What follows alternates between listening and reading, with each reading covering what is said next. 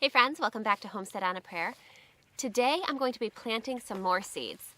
Now I know I have hundreds of seeds started already. Seed planting is one of those things that I love about spring that never really seems to get old. But today we're going to be focusing specifically on planting companion plant seeds. Now when I say companion plant seeds, I mean not the main vegetables that I'm hoping to harvest, but planting some flowers and herbs and other types of plants that I'm going to kind of interplant along with my main crop vegetables. And I do already have quite a few companion plant seeds started, but I'm going to be planting a few more today. So I just figured that this would be a great time to hang out while I plant some seeds, and maybe we can talk a little bit about why planting companion plants is so important to me. Now, I really do think that companion planting is important. When I say that, I don't necessarily mean what a lot of people think of when they think of companion planting. You know, you go online and you find those charts that say, for example, tomatoes and carrots love to be planted together, or that kind of thing. Well, there are some vegetables that will certainly grow a lot better with other vegetables or shouldn't be planted with other vegetables for various reasons. Today, what I'm focusing on is, as I said, flowers and herbs for the most part. So today I'm going to be starting these seeds in these little 6-pack cells. Now these are just cheap little 6-pack cells that I am reusing from plants that I bought from a local nursery. These aren't anything fancy. Now one thing that, if you've been gardening for a while, I'm sure that you've already noticed this. If you're new to gardening, then it's one of the things that you learn pretty quickly, is that everyone has a different way of gardening. There really isn't just one right way to garden. There's so many ways that can work. And you just kind of have to experiment and figure out what works best for you, for your lifestyle, for your situation, just the way of gardening that you enjoy more. And I will say, for me, there isn't just one way that I personally like to garden. So you can see today, I brought out these little 6-packs that I filled with soil. I pre-moistened the soil. We'll be starting some companion plants in these little 6-packs here. But I have lots of companion plants already started, and I'm growing them all kinds of different ways. I have some that I've direct sowed in the garden, and most of those aren't even really coming up yet. But there's a lot of companion plants that you can direct sow in the garden, and there's a lot that you can direct sow, you can start inside. It really depends.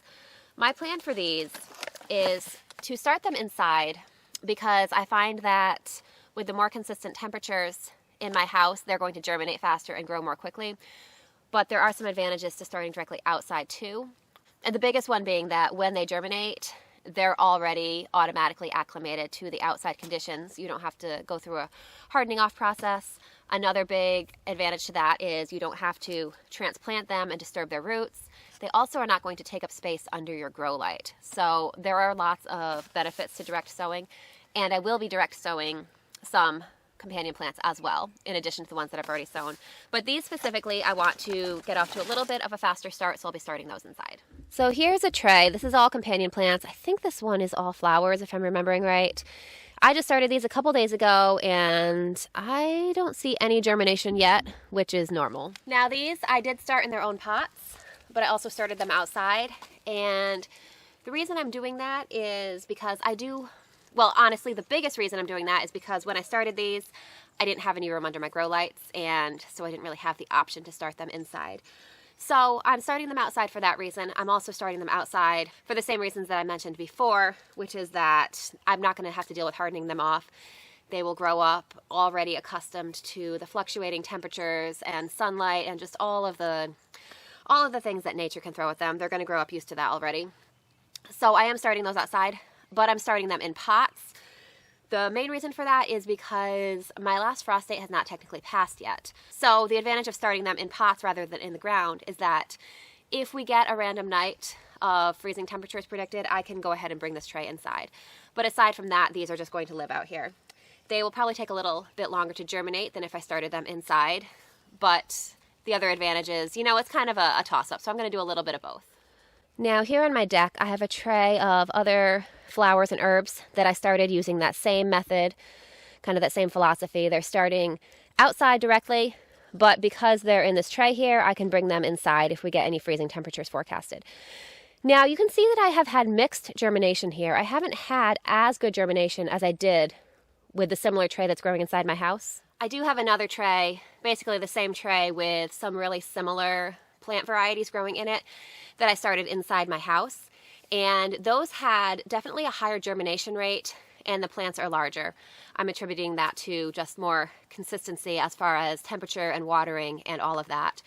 But again, I will have to harden those plants off. So it's kind of a toss-up what method you want to do, or if you want to be like me, you can go ahead and try a little bit of everything and then kind of just get the feel for what really works for you and what you like best. So now that we've taken that little tour of a lot of the companion plants that I have started, you may be wondering why I am trying so many different methods and why I am kind of overcomplicating my life.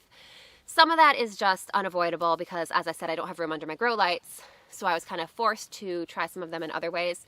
But another reason is that last year, I did not actually have the best luck with my companion plants. It is really important to me to have a good variety of flowers in my garden along with my vegetables and to have a lot of herbs.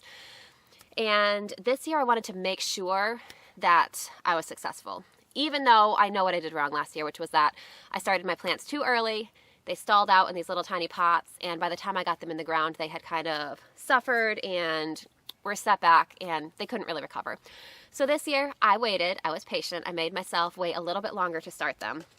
Despite that though, I am going to make sure that I have flowers in my garden this year. Actually, one of the reasons that I'm starting plants today is because of the sporadic germination from the plants that I showed you guys on my deck. I started hardening off some of my tomatoes, which means that I did free up a little bit of space under my grow lights. So I have 2 trays just like this, 2 little mini trays. They each have 5 6-packs in them. So we're going to plant those with kind of our backup companion plants, and we're going to see how they do. So overall, because I have 10 6-packs set up in these 2 trays here, I chose 10 varieties of flowers and herbs that I'm going to start. Now, most of these, I think actually probably all of these, I already have some started of, but I wanted to kind of hedge my bets and make sure that I get a good amount of these. So I'll just show you real quick what we're going to be planting. I have the Lemon Gem Signet Marigold. This is a really pretty marigold. It's kind of a lower growing marigold with an abundance of small yellow flowers. Marigolds are a great companion plant to have in your garden. Now this one, the Amazing Gray Poppy, I admittedly have had a little bit of trouble growing this. I tried to grow it last year and I couldn't get any germination. I only tried it directly out in my garden though. So this year I did plant some directly in my garden. I winter sowed some in a milk jug on my deck, and I'm also going to start a 6-pack of these. Technically that should have been started a little while ago, but we're going to try it anyway. Now I have here the pink Senorita Zinnia. That one looks really pretty. I'm very excited for that. Zinnias are a great companion plant for your garden too. They're great at attracting pollinators and just adding a lot of beauty to the garden. They also make great cut flowers. I'll be adding in the Jewel Mix Nasturtium. Nasturtiums, again, great companion plants. They're beautiful, they attract pollinators. It's an edible flower, so you get a little extra bonus harvest there. Plus they are good at attracting pests to themselves and away from your vegetables. So you can plant them as what's considered a trap crop, which means, I think particularly aphids really like nasturtiums. So if you're going to have aphids in your garden anyway, they might as well eat your flowers instead of a vegetable that you really care about more. I'll be planting some holy basil, listed here as Kapoor Sacred Basil. Now I know there's a handful of varieties of holy basil, and this is the one that I was able to find, so that's the one I'm growing. If you have experience with holy basil, can you leave the variety that you like to grow in the comments below? Because, as I said, I know there are a few varieties, and this is the one I was able to get, so that's what I'll be growing. But I'm curious for the future what the best kind is. I'll be growing this basically to use medicinally. It makes a really good tea. It's very supportive just for your overall health, so I will be using that. Additionally, it is good for attracting pollinators. Pretty much all of these will be good for attracting pollinators. I have a few basils here, which I'm growing just because they're delicious. So I've got a sweet basil, I've got a spicy globe basil, and a mammoth basil, which unsurprisingly has very large leaves. I also have a couple more zinnia varieties. I have the Queen Red Lime Zinnia, which is a beautiful zinnia. It's sort of red and green, sort of mixed together in an almost antique kind of look. It's very subtle and very beautiful. I really enjoy that one. And the zinnia Lilliput mix. Not sure if I pronounced that right, but I think that will be really fun. I'm going to go ahead and make a tag before I even plant anything. Otherwise, I will not be able to keep track of which is which. Now, while I go ahead and plant these, I figured we could just talk a little bit about why having companion plants in my garden is so important to me. And I did touch on a couple of the reasons already, which is that a lot of these plants are really good at attracting pollinators. Now, pollinators, in a lot of cases, a lot of the plants that you grow in your garden will need pollination. And by increasing the number of pollinators in your garden, you are also going to be increasing your harvest. So that is one of the really important reasons why I really like to grow companion plants, but there are others too.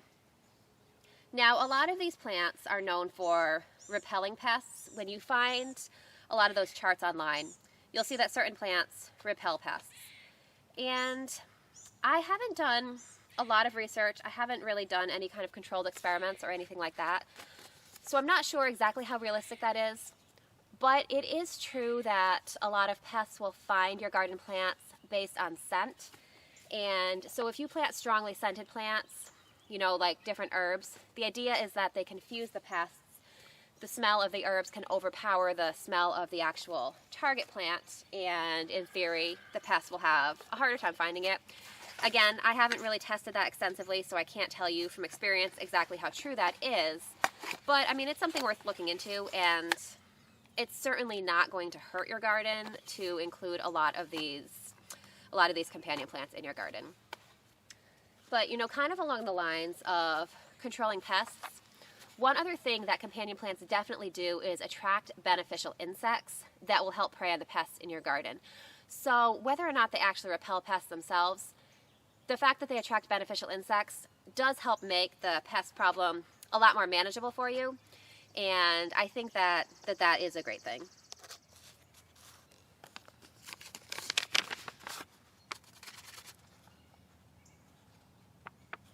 Now, these poppy seeds are so tiny. I am running low on these because I started a lot of them in the garden.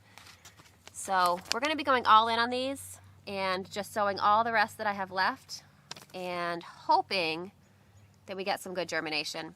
These poppies look really beautiful, so I am really excited to grow them. All right, so next we're going to move on to the pink Senorita Zinnia, which looks really beautiful from the pictures I've seen, so I'm really excited to grow that one. Now, another reason that I really like to add a lot of companion plants to my garden is because it promotes a lot of biodiversity.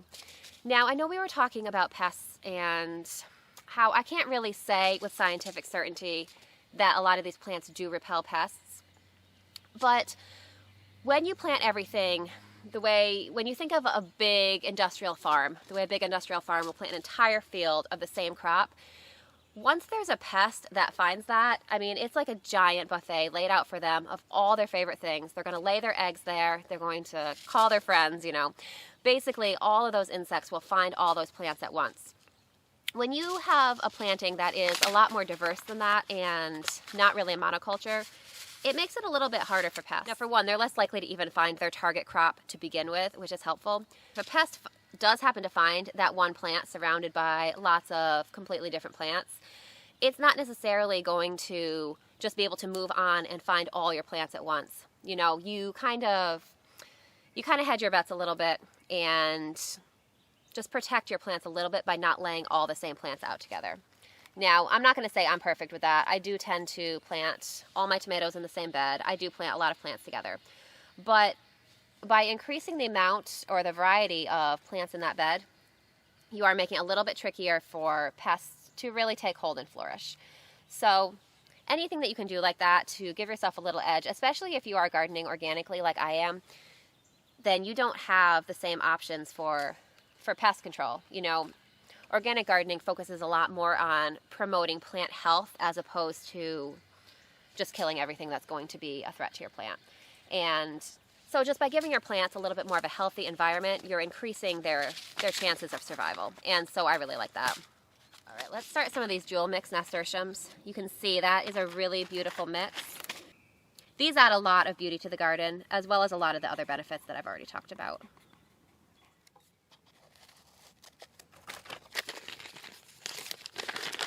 Nasturtium seeds are interesting. You can see they're a lot bigger than a lot of these other seeds that we're planting. I just dropped one. So I may have a random nasturtium planted over here. Now when I plant nasturtium seeds, you can see how big that is compared to a lot of the other seeds. I tend to only plant one per cell. Some seeds you can kind of plant a few per cell and either thin them out or just let them grow together in a clump. You know, when I plant something like with really tiny seeds like chamomile, I think that chamomile is okay growing in pretty close proximity, so I don't even bother thinning chamomile. I just put a couple seeds per cell and let them grow together. But nasturtiums are really easy to keep separate. I think we'll start with some basil now. Now, one other reason that it's really important to me to grow a lot of flowers and herbs and variety in my garden is honestly just that I find it beautiful. I think by promoting beauty in your garden, you're going to enjoy gardening so much more. Now, gardening, when you think of vegetable gardening, you're obviously thinking of the vegetables feeding your body, and that is really important. And so a lot of what we focus on is the sense of taste when it comes to gardening, and also just focusing on nourishment. But you can create a garden that really kind of speaks to all your senses. Obviously, if you're flower gardening, you're going to be thinking more of sight and beauty. And I really like to incorporate that into a vegetable garden as well, even though it's not something that people always think of. So I like there to be a variety of textures. I like there to be a variety of colors, of smells, you know, and obviously flavors, because this is an edible garden after all. But I think that by creating a garden that really, you know, if you're gardening just for the food, that's a great thing, and who doesn't want that delicious garden food? But I think that if you're gardening, if you only garden for that, I think you're missing out a lot of the experience of gardening. And a lot of the reason that I garden is because I enjoy it, because I find it stress relieving, and because I find that it just gives me some kind of fulfillment to create something like that, to create something beautiful. And I think if you garden with all of those things in mind, you're going to get a lot more out of it than if you garden just for the sake of harvesting that food, as delicious as it may be. So just for the creativity of it and the beauty of it, I really do enjoy adding companion plants to my garden for that reason as well. And really, on a more practical note, one thing to think of when you're planting your garden is that the garden, or the earth in general, not even just the garden, the earth in general really does not like to be bare. And one really important thing you can do for plants in your vegetable garden that you're trying to grow is to give them a mulch, to cover that ground beneath them. Now, you can use a mulch. You can use straw. You can use leaves. There's lots of different things you can use. And I do use some of that. But one thing I like to do as much as possible is to mulch using other plants, to create what's called a living mulch by using low-growing plants like alyssum or some nasturtiums. Now, we're not planting any alyssum today. I do have some started already. Plants like that can provide a lot of the benefits of mulch for your vegetable plants, while also providing a lot of these other benefits by attracting beneficial insects, by attracting pollinators, by adding beauty. A lot of things like that. When you really think about it, I find it a lot more enjoyable to include companion plants in my garden. All right, so we've got this first tray all planted. This will be going inside under my grow lights, and because it'll be inside in my warm house, I do expect some pretty quick germination with these. So we've got 5 more varieties to plant, so we are going to get planting.